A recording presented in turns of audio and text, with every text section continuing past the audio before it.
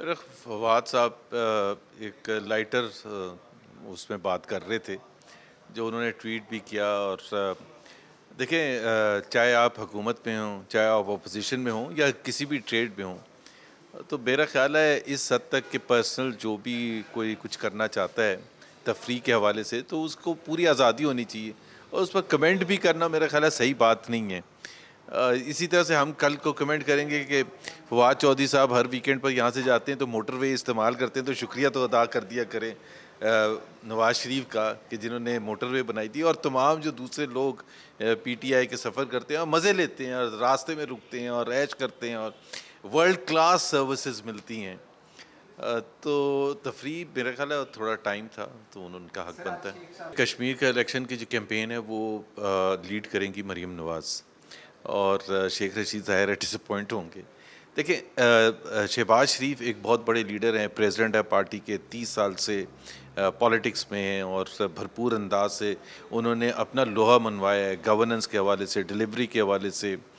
और पाकिस्तान मुस्लिम लीग नवाज़ को उनकी सख्त ज़रूरत है, आज भी और आइंदा आने वाले दौर में भी। मरीम नवाज़ एक उभरती हुई सियासतदान है जिन्होंने बहुत कम अरसे में अपना लोहा मनवाया है।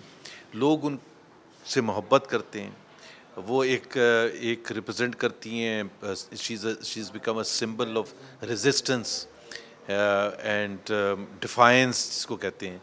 वो एक बहुत ज़रूरी रिक्वायरमेंट थी कि कोई लीडर इस किस्म के माहौल में जहाँ पकड़ धकड़ की सियासत है और पीएमएलएन एक दीवार से लगी हुई थी और लगी हुई है पिछले 3-4 साल से, उसमें एक ऐसा लीडर उभर के आए।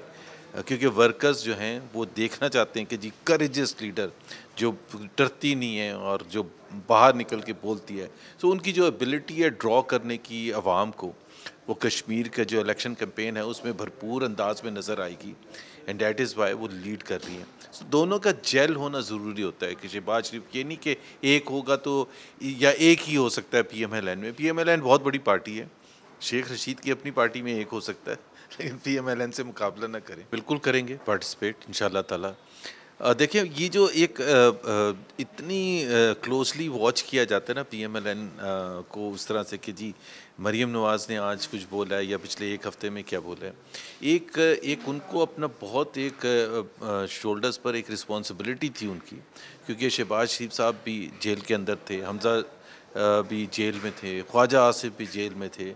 तो ऐसे माहौल में पीडीएम का बनना और पीडीएम की तहरीक का आगाज़ होना और उसको अरूज पर लेके जाना, सबसे ज़्यादा रिस्पॉन्सिबिलिटी थी मरीम नवाज़ साहिबा पर।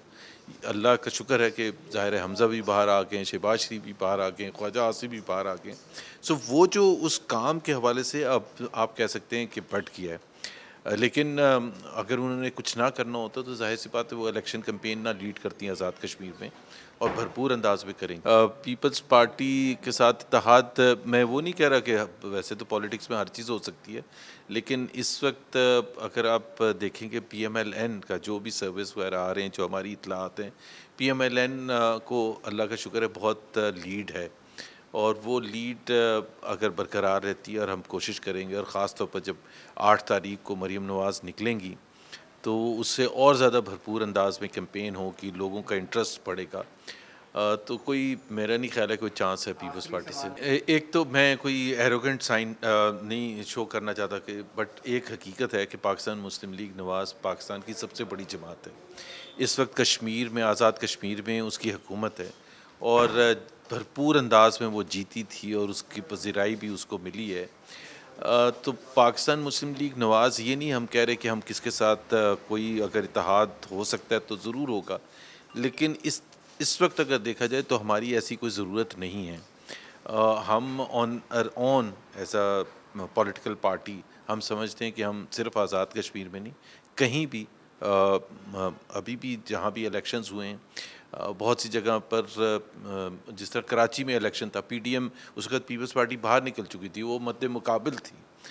वो तो जो भी इलेक्शन का रिज़ल्ट आया वो तो और बात है, लेकिन उसको मैं छेड़ना नहीं चाहता अभी। लेकिन आपने देखा कि कराची जैसे शहर में पाकिस्तान मुस्लिम लीग नवाज़ ने अपना लोहा मनवाया as a major stake holder. और वो जो दो बड़ी जमातें थीं, जो कराची में 14 सीटें एक ने ली थी, पीटीआई ने 6 ली थी, MQM 21 में से 20 सीटों वाली, एक सेकंड लास्ट था और एक लास्ट था। तो ज़ाहिर सी बात है, इसका मतलब ये है कि कोने-कोने में, और फिर हम नौशहरा में जाके जीते।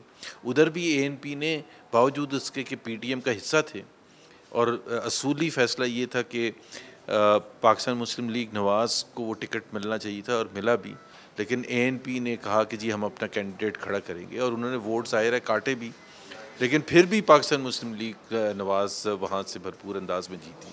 सो अल्लाह का शुक्र है, हमें इतनी हमारे में सकत है कि हम खुद से लड़ सकते हैं और जीत भी सकते हैं।